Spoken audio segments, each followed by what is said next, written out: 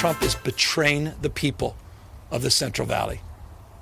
He is betraying the people that supported him.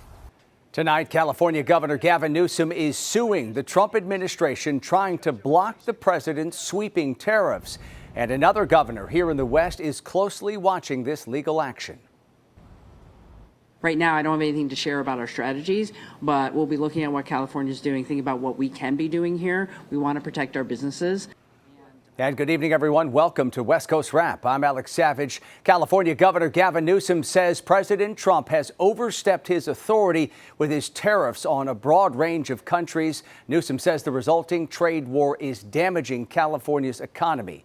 The governor and California Attorney General Rob Bonta announced a lawsuit today during a trip to an almond orchard in California's Central Valley. Many of the nuts, fruits, and vegetables grown in California are exported to other countries.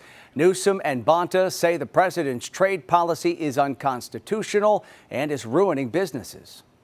It's Congress's responsibility to set and collect taxes, duties, and excises, including, yes, tariffs, not the president's. Congress hasn't authorized these tariffs, much less authorized imposing tariffs, only to increase them, then pause them, then imminently reinstate them on a whim. No state is poised to lose more than the state of California. So that's our state of mind. And that's why we're asserting ourselves on behalf of 40 million Americans. And I imagine if you caucus those 40 million Americans, you'd find few, I don't care where they were in the last election, that are celebrating this uncertainty. Also, California is the largest importer among U.S. states. To get more perspective on this lawsuit, we talked with Vinny Agarwal, a professor of business and law at UC Berkeley. He sees a strong legal argument here about the president overstepping his authority on tariffs that's likely to be viewed favorably by the courts. In this case, I think the lawsuit has actually a lot of merit. There are a number of reasons why. The one main reason is that Congress made trade policy, and this act, International Emergency Economic Powers Act, very long term, is actually intended for dealing with terrorist groups, dealing with the Sandinistas, Hamas, and terrorists. And it's very weird to call this an emergency. Professor Agarwal also said he's surprised Governor Newsom didn't try to get other states to join him in this lawsuit in order to show a united front. Oregon Governor Tina Kotek says she is monitoring the steps California is taking to push back against the president's tariff policy. Today, she met with business leaders, economists, and the state's treasurer to discuss how the trade war is affecting businesses across her state. She didn't want to discuss whether Oregon will follow California's lead and file its own lawsuit. However, Governor Kotek stressed this trade war is bad for business. These tariffs are undermining relationships with export markets in Canada and Mexico, in Europe, in Asia that have been developed over decades. They could be damaged for years with these tariffs because of the impacts they are having right now in those markets. What businesses need is predictability and certainty. What these tariffs are causing is the complete opposite. Governor Kotek also says the state of Oregon is launching a brief online survey to get feedback from businesses about the tariffs. Stock prices took a dive today after Federal Reserve Chair Jerome Powell talked about the president's trade war. Tariffs are highly likely to generate at least a temporary rise in inflation. The inflationary effects could also be more persistent. Avoiding that outcome will depend on the size of the effects, on how long it takes for them to pass through fully to prices, and ultimately on keeping longer-term inflation expectations well anchored. Powell made those remarks before the Economic Club of Chicago. In addition to saying tariffs will likely boost prices for consumers, he also said they would likely increase unemployment. He expects the Fed will wait for more data about the economy's direction before deciding whether to change interest rates. His comments didn't appear to go over that well with investors today. The Dow ended the trading session down 699 points, or nearly 2%. The Nasdaq suffered a little more, down 516 points, roughly 3%. And the S&P 500 gave up 120 points, or just over 2%. Japanese officials are in Washington, D.C. right now negotiating what the White House is hoping will be a historic trade deal. President Trump attended today's meeting along with the Treasury and Commerce secretaries, and the president said on Truth Social tonight that the sides made what he described as big progress today. These talks are set to continue all the way through this coming Friday. Port operators across the West say they're already seeing changes in the middle of all this global economic uncertainty. One of the country's largest ports is in Long Beach, California. Fox's Gary Baumgarten caught up with the CEO of that port, and he expects to see a sizable reduction of shipping containers this year.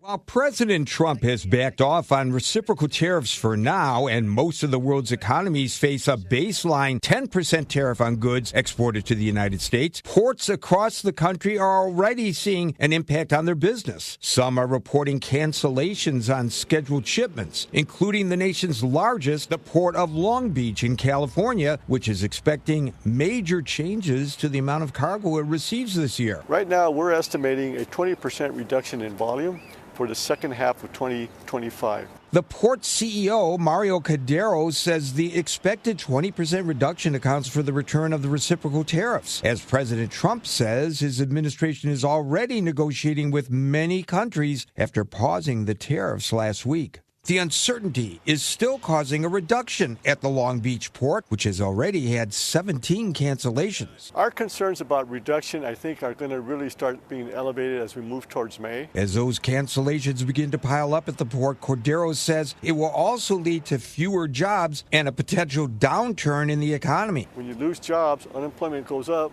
there's less consumer spending, and 2/3 of our GDP is based on consumer spending. Meanwhile, unions are telling members the tariffs are a major concern as many workers remain uncertain about how much work they will have in the future. There's thousands of workers down here that are watching the news every day, seeing what's going to happen. Some port workers say the added tariffs are already impacting their jobs. They're turning around container ships that were headed our way and just saying, just forget it, come on back. Gary Baumgarten, Fox News. And for the latest updates on President Trump's trade war and the implications, head over to westcoastwrap.com. Our online coverage there includes a profile of retirees in Arizona who are weighing in on the White House's economic policies. Tonight, authorities in New Mexico continue to investigate a crash along the southern border that killed 2 U.S. Marines. The military vehicle they were riding in rolled over yesterday near the Santa Teresa Border Patrol Station in New Mexico. The 2 Marines died in that crash, and a 3rd service member was injured and hospitalized in serious condition at last check. None of those service members have been publicly identified, though the military says the 2 service members killed were based at Camp Pendleton in Southern California. Investigators have not revealed any more details on the circumstances of this crash. These are the first known military deaths tied to President Trump's efforts to step up immigration enforcement along the southern border. Where you bitch, you got up. A racist rant caught on camera in the San Francisco Bay Area is getting a lot of attention on social media tonight. That video has gone viral, with many demanding consequences for the woman seen in this video repeatedly using the N-word in a parking lot dispute. KTVU's Henry Lee lays out what led up to the confrontation and has more on the police investigation that's now been opened up. Where you bitch, you got up. This video of a woman in a car repeatedly using the N-word in Pinole has gone viral. With your fake eyelash. The argument between the 2 women happened in this public parking lot in downtown Pinole on Sunday afternoon. Pinole police officers responded to the scene and spoke to both women. In a statement, Pinole police said in part, due to the nature of the verbal exchange between the involved parties, the incident has been classified as a hate incident and is currently under investigation by the department's Criminal Investigation Bureau. It's really disheartening. We're living in some very trying times. Felicia Carr of Fairfield reposted the video on her social media and helped identify the woman using the slurs. With the tensions that's going on, and racism is at an all-time high right now. And it was just so much racism and just blatant disrespect. It was sad to see. I spoke to the mother of the woman now under investigation. She did not want to go on camera, but told me she's sad and has been crying constantly after learning about the video a day earlier. I have learned the woman accused of using the racial slurs has a pending criminal case, charged with repeatedly stealing from Ulta Beauty in Concord. The manager of a nearby restaurant in Pinole tells me the woman had been a customer, laughing by herself. He says she's no longer welcome there. It's not clear what led up to the disagreement caught on video. It does not matter. It does not matter at all. No matter what the contents is, she was out of line. It doesn't matter. It doesn't matter what transpired before, she was out of line. Seeing the footage, I'm disturbed, I'm outraged.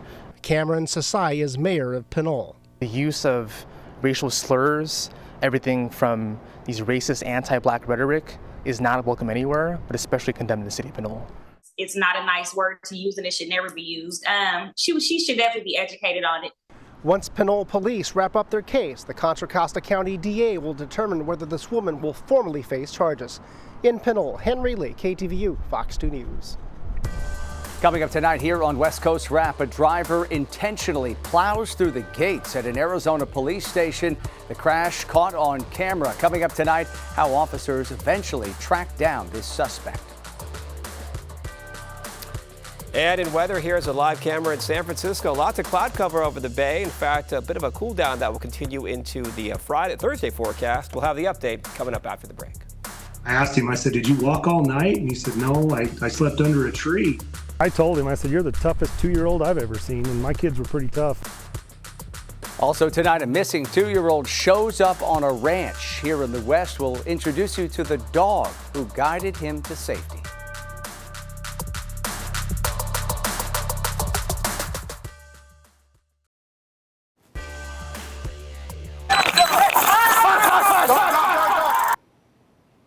Newly released video shows police officers in Glendale, Arizona, confronting a man suspected of driving right through the gates at a police station. Authorities say 35-year-old Alberto Jaquez Rojas did this twice, once in February and then again in March. Now, after that March crash, police tracked him down with the help of surveillance cameras that were set up across the Phoenix area. Investigators have not commented so far on what a possible motive may have been in this case. Tonight, we're learning more about the person of interest in the case of a missing grandmother in Washington whose remains were found underneath a shed. The investigation is happening in Thurston County, about 70 miles southwest of Seattle. A person of interest was taken into custody in Montana. Fox 13's AJ Janavel has the latest tonight on this investigation. Phone the police to report a missing person. Friends, neighbors, family in a panic as 82-year-old Marcia Norman vanishes on the night of April 1st. Small town, not known for crime, or this is pretty out of place for the area. Days later, investigators said they found the grandmother's body hidden under a shed that Jeffrey Ziz built. So we spoke with him a couple of times over the days, just trying to understand his interactions with her, their relationship, how often he's known her, what he was doing at the house, that kind of stuff. Ziz, who is Norman's handyman, is the primary person of interest in this case. Investigators said Ziz fled Washington and drove to Montana after they spoke with him, which violates his probation. In 2022, a judge sentenced Ziz to more than 8 years in prison for molesting children who were members of his own family. But the Thurston County Prosecutor's Office tells me Ziz spent less than a year behind bars. That's because of Washington State's special sex offender sentencing alternative. According to court documents I obtained, both the state and the defense asked for the reduction in Ziz's sentence. The reasons for the request included the fact that Ziz was truthful when admitting to sexually assaulting children, and he had no previous criminal history. The document said releasing Ziz would also benefit the community, and Ziz would have to follow strict guidelines for his release, including registering as a sex offender. On Wednesday, I checked the Washington Association of Sheriffs and Police Chiefs Sex Offender Registry. Ziz is not listed anywhere. And that was Fox 13's AJ Janavel reporting tonight. Police in Montana extradited the suspect back to Thurston County, Washington, where he's now being held on no bail for his sentencing violation. Now we turn to Arizona, where prosecutors rested their case today in the murder conspiracy trial of convicted killer Lori Vallow Daybell. The so-called Doomsday Mom is accused of plotting the murder of her ex-husband, Charles Vallow. She was convicted in Idaho in the deaths of her 2 children. Daybell is acting as her own attorney in this trial. She did not call any witnesses, and she said today that she also intends to rest her case. Closing arguments are set for Monday in that trial. A former sheriff's deputy in Colorado convicted of killing a distressed man who called 911 for help has been given the maximum sentence of 3 years in prison. In February, Andrew Buin was found guilty of negligent homicide in the deadly 2022 shooting of Christian Glass. Prosecutors say Buin escalated a standoff with Glass, who showed signs of a mental health crisis and refused to get out of his car, while the defense argued Glass was holding a knife, which legally justified Buin shooting him. I think it's very simple. You call 911 for help, and instead of helping, you get murdered. And that, it just shouldn't happen. During the sentencing in court on Monday, Buin apologized to Glass's family. Christian Glass's parents have reached a $19 million settlement with the agencies involved in that shooting, which also includes crisis intervention training for police officers responding to people in distress. Let's turn now and talk about our weather here in the West, and people in the San Francisco Bay Area are not done with the cooler than normal conditions just yet. They have seen a major shift, and here is a live look at the Golden Gate Bridge. Here you see some of that cloud cover. For more, let's bring in KTVU meteorologist Mark Tamayo, Chief Meteorologist Mark Tamayo, tracking the Bay Area's cooling trend and other conditions across the West. Hey, Mark. Hi there, Alex. Yeah, that picture can tell the whole story, in fact, over the Golden Gate Bridge. Lots of clouds back in the picture, and already we're going to thicken up the clouds basically tonight into tomorrow morning. These are the highs from the San Francisco Bay Area in the upper 50s, only into the 60s. Just a couple days ago, we had temperatures in the 70s and the 80s. So here's the big picture showing you this in the satellite. There's a circulation closer to Southern California, so this has been cooling off parts of the West Coast, as you can see here. In fact, Los Angeles, they have the possibility of some scattered showers for tomorrow. As we check out the view across the Sierra, they actually had some thunderstorms. Day 2 of some lightning strikes to show you out toward the west slopes of the Sierra.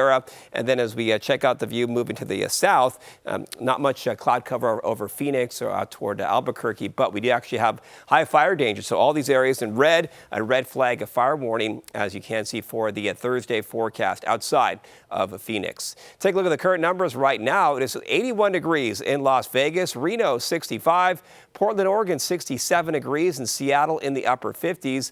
Lovely day in Seattle, temperature of 61 degrees. You can see lots of sunshine in this camera picture from earlier this afternoon. In San Francisco, of course, the clouds a big factor. San Francisco only in the upper 50s earlier today.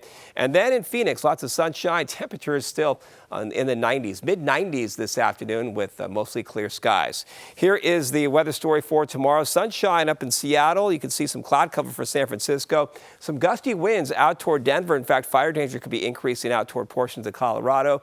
And then this system will keep those temperatures in check in Southern California, and even down out toward the Phoenix area. We'll have a bit of a cool down with temperatures in the 80s. Here's the forecast model. Now, as I mentioned, there's a possibility of some scattered showers in Southern California for the Thursday forecast. And then, as you can see here, watching out for some activity, rain and snow that could develop into Friday. And it looks like we'll gradually warm up those numbers for portions of California beginning Friday and into the weekend. So here is the plan over the next 3 days. More sunshine, a fair weather pattern for Seattle Thursday, Friday, and Saturday. San Francisco, kind of a sun-cloud mix and lots of clouds for the morning hours. Los Angeles, some more clouds, and there's that chance of some showers. And look at that cool down for Denver in the upper 60s, close to 70 for tomorrow for Thursday, and then back down into the 30s. We could be talking about some more snow in the forecast. So winter is not completely over just yet. I know we're in springtime, but still talking about some snow showing up across parts of the West Coast over the next few days. Yeah, definitely some cool weather coming for Denver there. Mark, thank you. Coming up tonight here on West Coast Wrap, a scratch-off lottery ticket just changed the life of a homeless man in California. What he's planning to do with a once-in-a-lifetime payout. Also tonight, it's not what a rancher here in the West expected his dog to bring home.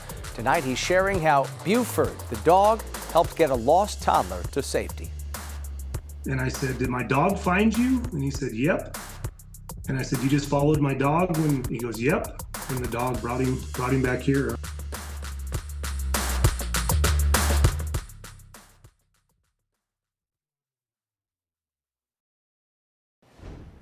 A homeless man on California's Central Coast is set to receive a life-changing amount of money. He won a $1 million jackpot off a scratch-off ticket that he bought from a store in San Luis Obispo. State lottery officials say the man now has to go through the normal vetting process before getting his hands on that cash. That process can take a few weeks to months because the lottery processes more than 10,000 winning claims every single month. The winner says he is hoping to use the money to make a down payment on a home and also to get a car. An Arizona dog is getting credit tonight for helping lead a missing 2-year-old to safety. Fox 10's Lindsay Regas spoke with the dog's owner about how all of this happened. When I started to pull out of the driveway, I noticed my dog was coming down the road and this little blonde kid was with him. And I knew it was that kid, you know.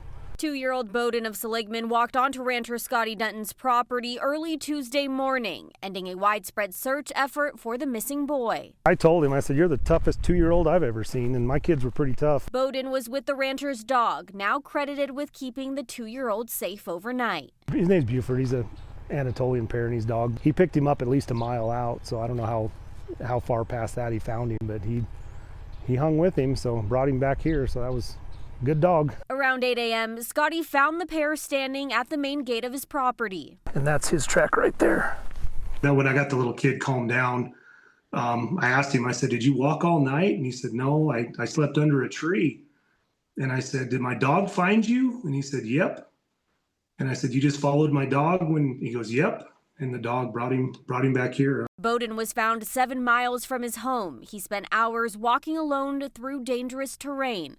Search and rescue encountered 2 mountain lions in the area while looking for him. It's rough country. I mean, it's all you see. It's all big mountains and canyons, and he went over 3 little mountain ranges to get here. There's a big power line that goes from his place over the hill into my place. I'm guessing he probably got in that power line on the road and just started following the road and just kept going. Scotty helped the boy until law enforcement arrived. He wanted string cheese, so I gave him 2 string cheese and he drank about a gallon of water. And later Tuesday morning, Bowden was reunited with his family. I took him out to put him in the truck for the sheriff's deputy, and I put him in the seat, and he's no. And I said, "Buddy, he's taking you to your mom." He's like, no, you need to go. You go. He just locked onto my neck, so I crawled in and away we went. Just a remarkable story. That was Fox 10's Lindsay Regas reporting tonight. As far as how Bowden wandered off, Dutton says Bowden's mother was changing a sibling's diaper when Bowden got away. And again, thankfully, he is back home safe with his family tonight. And finally, tonight, a baby elephant is showing signs she's thriving at the Oregon Zoo in Portland. Tula was born February 1st. The Asian elephant has nearly doubled in size, now weighing in at 400 pounds. She's staying close to her mom while exploring with her trunk. Asian elephants are highly endangered because of habitat loss, conflicts with humans, and disease. It's estimated that only 40 to 50,000 remain in fragmented populations from India to Borneo. And that does it for West Coast Wrap tonight. We appreciate you watching. As always, have a great night.